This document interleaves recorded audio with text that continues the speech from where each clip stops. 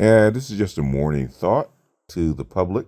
My patrons, something will be coming a little later for you, more along the continuation of our book study. But shout out to Chicago Writer. He sent me a link to a Madame Noir article talking about a 50-50 relationship and how a 50-50 relationship doesn't work because of various things, especially in a marriage, right?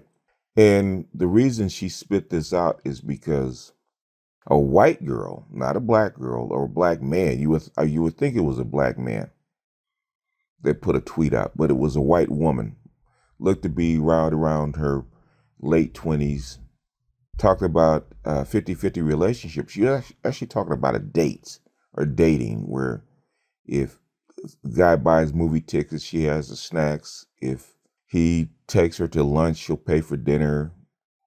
In other words, she's willing to go halvesies with him, which is pretty much status quo for dating in this modern environment, which is equity or feminist environment, where men and women don't earn exactly the same, but they're pretty much on par as far as equal partners.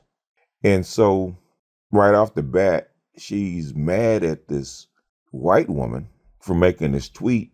Why, I have no idea why she would be mad at a white woman for making a tweet towards her dating environment. I looked through the girl's tweets. I didn't see her dating any black guys or talking about the black community. I'll actually do a video on the article later, show you what I'm talking about. But she goes on a diatribe about black men not carrying their weight and not being in a relationship or not contributing to the household, and talking about how much work women do as far as domestic households and stuff like that. Now, she took this 50-50 relationship or this 50-50 dating tweet and she went left. I do mean left. She talked about the breadwinning couples and how Asians are the highest, whites are the next, Hispanics are after that, and black, men are the lowest as far as breadwinning households, which would make sense if they're 18%, because as far as households are concerned, the marriage rate for black women is 26%. So it would stand to reason you're not going to have that many breadwinning households by black men, because they're not there, which is probably her frustration. But what gets me is how black women, especially in the press, will actually find any reason to go in on black men, even if we're not doing anything. Black women will look under any rock for disrespect. That's how come they come on YouTube and they go to the very video that might say something negative about them or even halfway negative about them, and they will use that as fuel. They use this as fuel for their existence. Now, white men and white women have a lot of angst in this environment, right? But I don't see white women looking for disrespect like this under every rock. I don't see white women and Hispanic women looking to find strife or angst in their relationship. And even in this particular piece, she's talking about black men like black men are a burden to black women, that they have to be loyal and they have to carry us, and we're their burden that they have to lug around their whole lives with. We're their cross to bear. And it's no wonder black men are getting sick of it. You talk about black love on one end and talk about struggle love on the other. Like you really don't want to be with us. Just the mere fact of black love, is black love struggle love? Or is it struggle love on purpose? Because I can say one thing about the swirlers. Okay, I can say one thing about the swirlers, where there's 50-50, 80-20, where they have to pay more to take care of a white guy, whether the white guy is racist, whether the white guy could be even halfway violent. Them chicks don't say shit. They don't complain about nothing. They go with a Hispanic guy, they don't say nothing. Guy might not be able to speak English. The guy might not be able to halfway work, but they'll take care of that guy. They'll live with that guy, and they won't say nothing. But a black man could be making 6 figures. He could have a nice job, nice career, have a nice place, be taking care of everything. And these black chicks will complain to the hilt. You have professional guys that have PhDs, man, vaunted professors with awards and accolades, and just kick-ass black men, captains, them the captains of industry. And black women will complain to the hilt about what their man ain't doing. They'll find a reason that they're struggling in their relationships. If you look at Iyanla Vanzant, we're talking about famous people with clout that have freaking relationships problems, and black women are talking out the side of their neck about their man. It's just ridiculous. And then you wonder why black men are finally getting tired of it and jumping the fence. They can't take it anymore. And the first thing they say, well, we don't complain about black men. We don't say nothing about them. I don't know why you guys are attacking us. We didn't do nothing to you guys. And you constantly have articles like this that keep coming out with the same stuff. Like, when I first got it and, first read the headline, I thought it was, okay, black men going in on black women on a tweet, right? I thought, okay, a white woman made a tweet and black men were going in co-signing it and agreeing with it and all kinds of stuff. And if it's 50-50 and black men have that view, they have every right to have the view.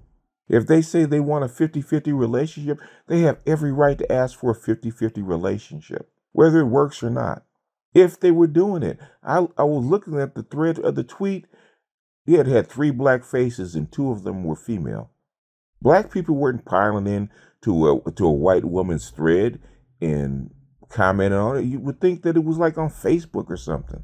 And black men and women were jumping in left and right, commenting on it and actually talking about their relationships.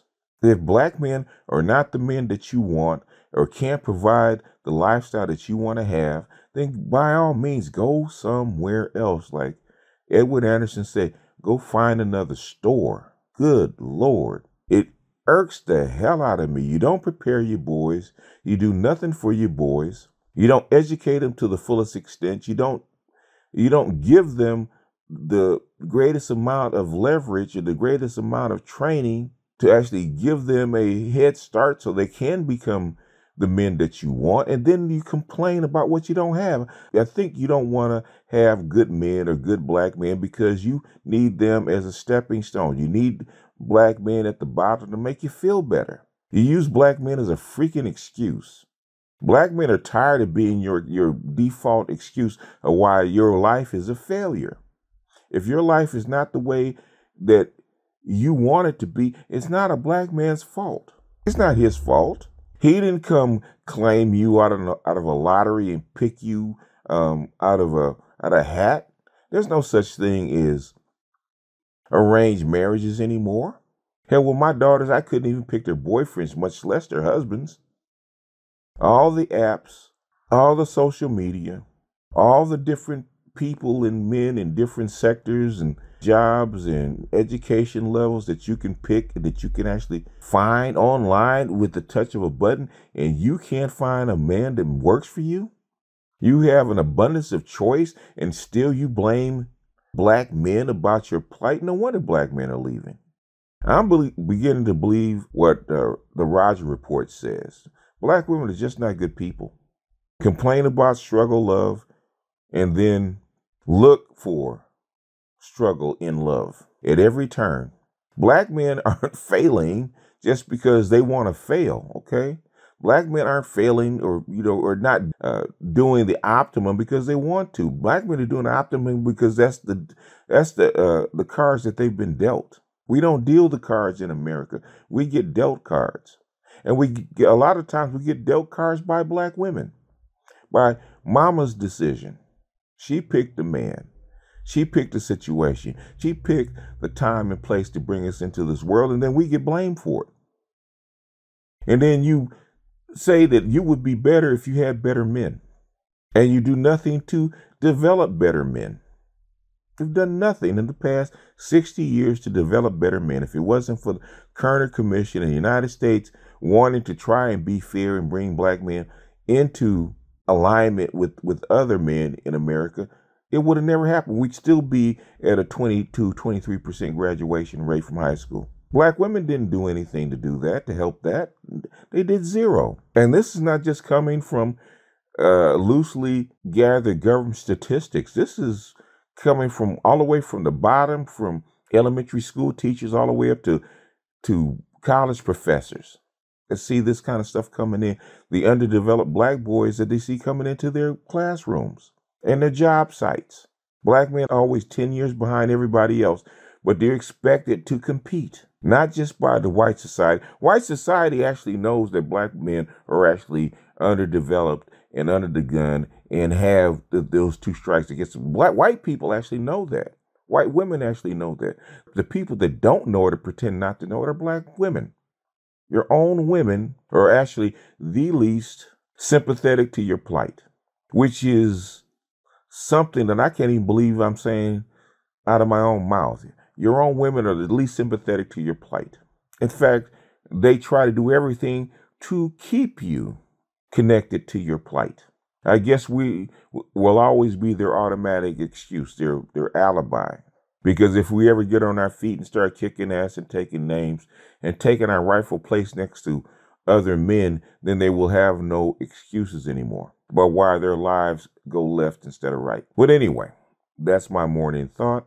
I'm actually going to start doing more economic and automation and geopolitics in my morning thoughts because I'm getting kind of weary of this black on black relationship shit. This is worse than black on black crime. Black on black crime does less damage than black on black relationships. And then they have the nerve to talk about black love. If this is what black women call black love, I mean really black love. And I might do a piece on that. I might do a series on black love from a man's point of view. If this is what women call black love, and this is the effects, and these are the results, no wonder black men are rejecting black love because it's not good for them. But anyway, I'm going to turn the lightsaber off and I'm going to put it back on my belt. And I'll see you guys on the next one.